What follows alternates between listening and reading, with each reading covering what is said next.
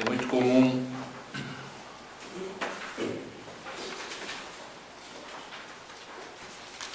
as pessoas que buscam a espiritualidade se perguntarem como é que nasceu essa questão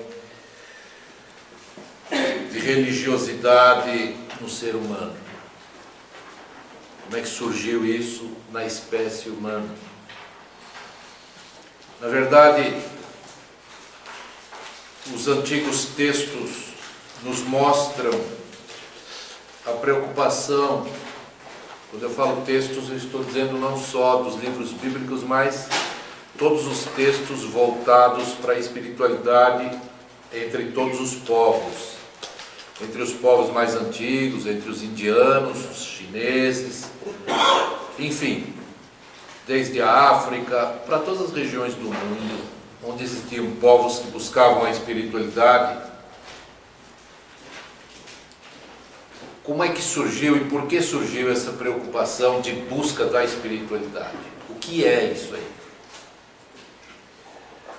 Hoje nós temos uma divulgação através dos meios de comunicação de espiritualidade, de igrejas, de religiões, de crenças, em qualquer lugar.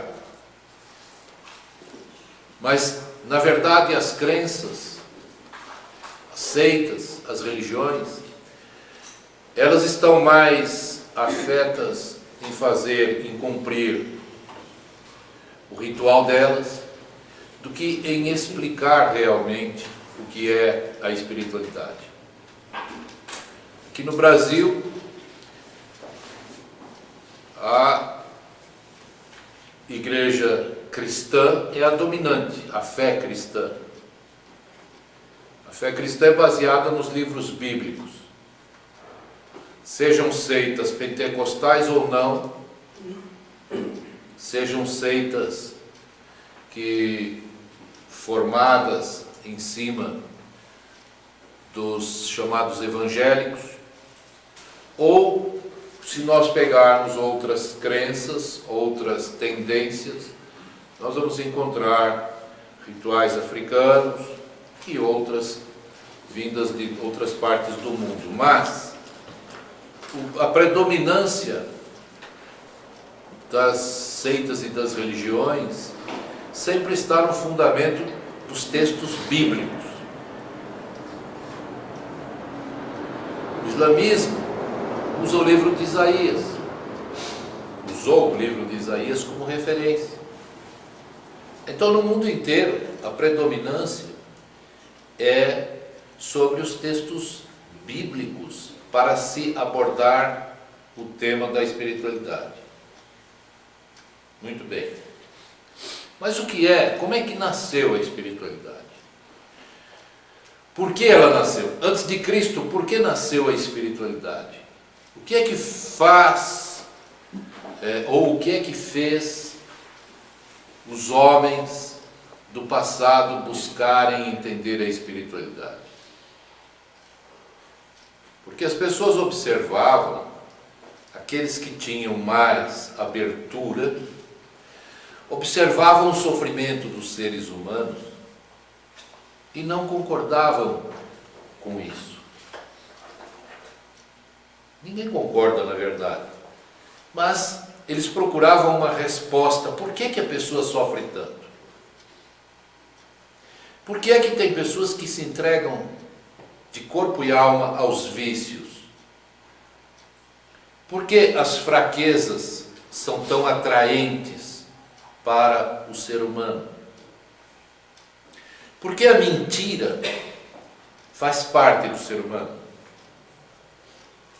Porque a maldade faz parte do ser humano. E daí para frente iam, refletiam, filosofavam sobre essas questões. E não se conformavam simplesmente com a ideia de uma lei kármica, de que o homem faz o mal, depois ele volta para pagar o mal que ele cometeu. E buscavam um entendimento maior querendo acreditar que isso tinha que ter um fim. E aí começou-se a entender, começou a brotar um entendimento entre aqueles que eram mais cultos, mais sábios, e que observavam o comportamento humano. Começou-se a observar que as pessoas que tinham mais inteligência e melhor conduta sofriam menos. E as pessoas mais embrutecidas sofriam mais. E começou-se a catalogar esses comportamentos.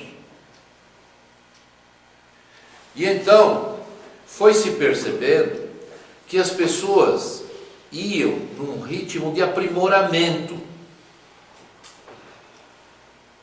E como se acreditava, e já se difundia muito também no Antigo Egito, que havia uma alma, chamada de Ba, uma alma, uma essência que existia dentro do ser, percebeu-se que quem realmente dominava o ser, agia sobre o comportamento humano, era uma alma. Mas também se entendeu que atrás dessa alma tinha um outro comando, que era um espírito, o pai dessa alma.